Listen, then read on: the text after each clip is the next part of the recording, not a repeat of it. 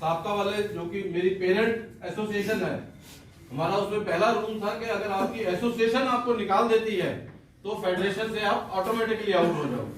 वो चाहते थे कि मैं अपनी एसोसिएशन को छोड़ दूं और फेडरेशन के लिए काम करूं। मैंने कहा फिर फेडरेशन का मतलब क्या है? मैं अपनी एसोसिएशन कैसे छोड़ सकता हूं? भाई जिस एसोसिएशन से मैं आया हूं, आप मेरे को चाहते हो कि मैं उस एसोसिएशन को छोड़ दूं, ये पॉसिबल नहीं है। ये हमारा एक सपना था। मैंने उनसे कहा था, सर ये मेरा सपना है। मेरा बाप भी एयरफोर्स से ऑनरी फ्लाइंग ऑफिसर रिटायर हुआ, वो नहीं कुछ कर पाया, लेकिन मैं एक जेडब्ल्यू के तौर पे रिटायर हुआ हूँ। कई साल तक मैंने इसमें नहीं कोई भी हिस्सा लिया। 2014 से अब तकरीबन 10 साल हो गए मेरे को, मैं इस मुहिम से जुड़ा हूं। तो ना मैंने नौकरी की ना कुछ किया, और मैं इस मुहिम के साथ ही अभी तक जुड़ा हुआ हूं और आगे बढ़ रहा हूं।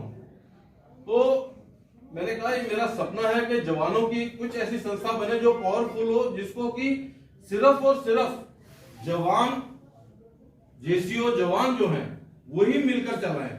ऐसा ना हो कि हम उसके अंदर किसी को पैटर्न रख लें कि ये लेफ्टिनेंट जनरल है, ये हमको सत्ता के गलियारों में ले जाएगा, कहीं पर कुछ करें। मगर नहीं, हम लोग इतने काबिल हैं, हम इतने पढ़े लिखे हैं कि जब हमारी 50-60 साल की उम्र हो चुकी है, हमारे पास वो डिग्री की जरूरत नहीं है किसी सरकारी डिग्री की। हम लोगों ने फौज में इतना एक्सपीरियंस लिया है, हम लोगों ने अपने परिवार के अंदर कैसे परिवार चलता है उसको हमने चलाया है, आगे लेके चले हैं, अपने माँ बाप की सेवा की है, आगे हमारे बच्चों को हमने संस्कार दिए हैं, तो वो भी उसी प्रकार से चलेंगे। तो हम जवान अपना भला और अपना बुरा सब जानते हैं। हर चीज को हम एक अच्छे तरीके से समझ सकते हैं, और कैसे सत्ता में जाके हमने बात करनी है वो हम बात कर सकते हैं। लेकिन उनको मैं लेके आया, उसकी मैं माफी चाहता हूं आप सबसे कि मेरे से बहुत बड़ी भूल हुई। वो मैं बहुत बार पहले भी हाथ जोड़ के माफी मांग चुका हूं कि राठौड़ जैसे इंसान को, जिसका कि हमें जो फीडबैक मिला था सब तरफ से कि बहुत ही जवानों के लिए काम करने वाला इंसान है, मैं उसको लेके आया, मेरे से गलती हुई। इसी कारण जो एक 9 अप्रैल को हमारा शुरू हुआ था फेडरेशन, वो इस समय जो है 17 सितंबर के बाद से डावाडोल है, क्योंकि कुछ लोग उसमें से जो है हमको छोड़ के चले गए और आगे आके उन्होंने कह दिया कि जी हम असली फेडरेशन और वो नकली फेडरेशन, और कल एक लेटर और निकाल दिया कि इन्होंने वो फेडरेशन का वो चुरा लिया लेटर हेड। भाई जनरल सेक्रेटरी मैं हूं, मेरे पास उसकी स्टैंप है, जनरल सेक्रेटरी मैं हूं, टीम मेरे पास है, मेरे पास उस फेडरेशन का बहुमत है। मैंने जब आपको बुलाया कि फेडरेशन के अंदर आपने गद्दारी की है, आपको आगे फेस करना है, आप नहीं आए, आपके साथ 8-10 बंदे भाग गए, तो उसके अंदर मेरी गलती नहीं है। उसके अंदर सर्वसम्मति से जितने लोग थे सबने कहा कि इन्होंने गलत किया है, और उन्हें निष्कासित और निलंबित करके बाहर का रास्ता दिखाया गया। फेडरेशन का हमारा बनाने का मकसद ये था कि कोई एक एसोसिएशन नहीं, सब लोग मिलकर काम करेंगे और लड़ेंगे। वो संस्थाएं कभी कामयाब नहीं हो सकती जो ये सोचती हो कि हम सिर्फ पत्र लिख के सरकार को दे दे, अपने जवानों को उसकी कॉपी बांट दे कि भाई लोगों हमने लेटर लिख दिया है।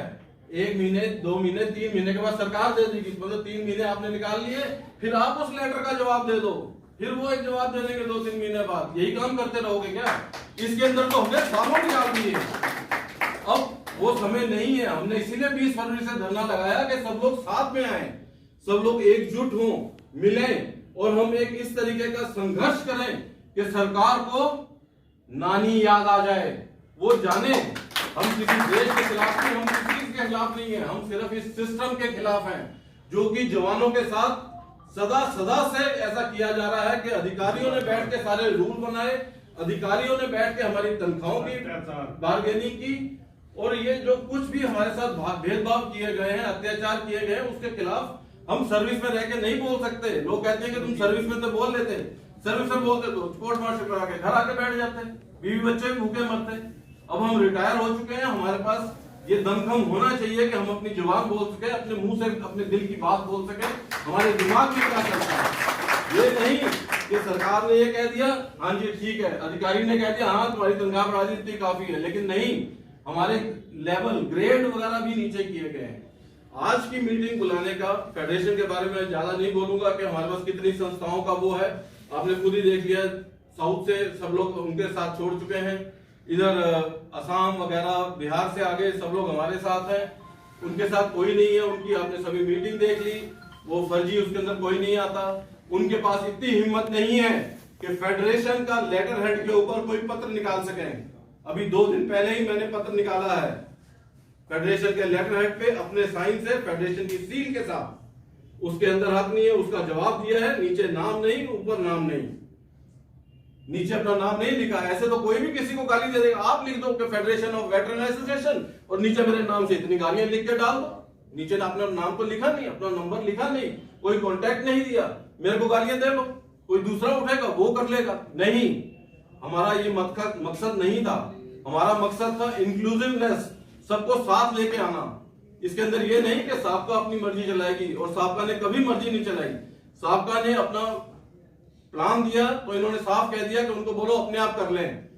जब एक हेड संस्था है जिसका प्रधान ये कह दे कि मेरी मेंबर संस्था अपने आप जो करना चाहती है कर ले, तो फिर उसका मकसद क्या रहा उस फेडरेशन का? वो फेडरेशन तो उसी दिन टूट गई कि अगर इन्होंने संसद घेराव करना है अपने आप कर लें, हम नहीं इसके साथ। तो इसका मतलब तो ये हो गया कि आप बात नहीं करना चाहते उसके ऊपर, कि सबको बैठ के बात करो कि बाकी के संगठन क्या कह रहे हैं, एक अध्यक्ष ही अपने आप बोल दे।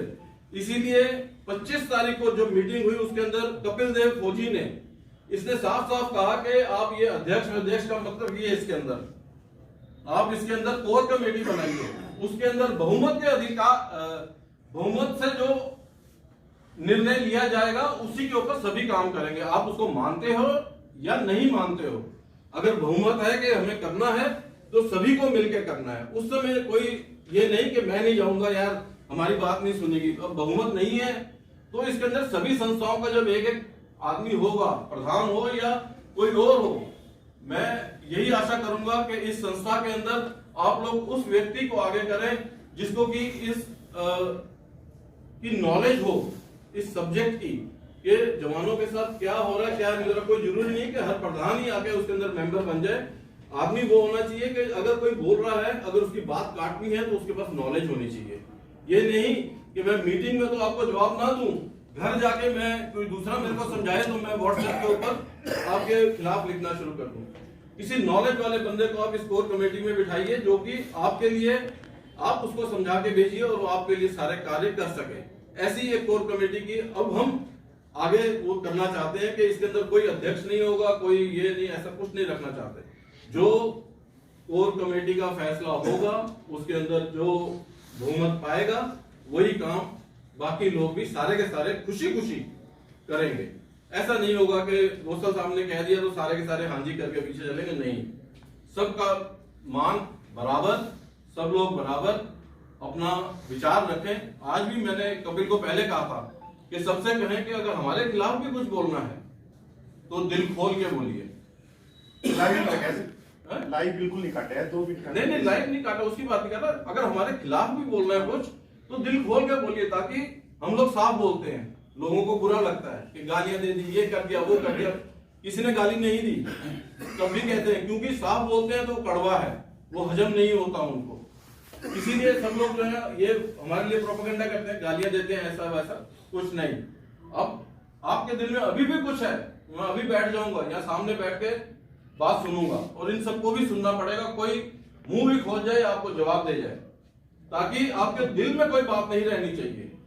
यहाँ पर जो हम आपसे बात कर रहे हैं कि आप आगे क्या करना है, सबसे पहली बात यह है कि अपने दिल में से जो गुवार है उसको बेशक यहीं बोल के खत्म कर दीजिए। लाइव जाने दीजिए, क्या हो गया उसमें, ये जाने दीजिए लाइव, लोगों को पता तो चले कि अगर हम गलत हैं या कुछ है हमारे खिलाफ बोलिए, कोई परेशानी नहीं है उसके अंदर। कौन मना करता है उससे? हम अपने आप को सुधारेंगे ना, अगर हम गलत हैं हम अपने आप को सुधारेंगे, हम सही रास्ते पे चलने की कोशिश करेंगे। क्योंकि कोई भी अपनी माँ के पेट से सीख के नहीं आता।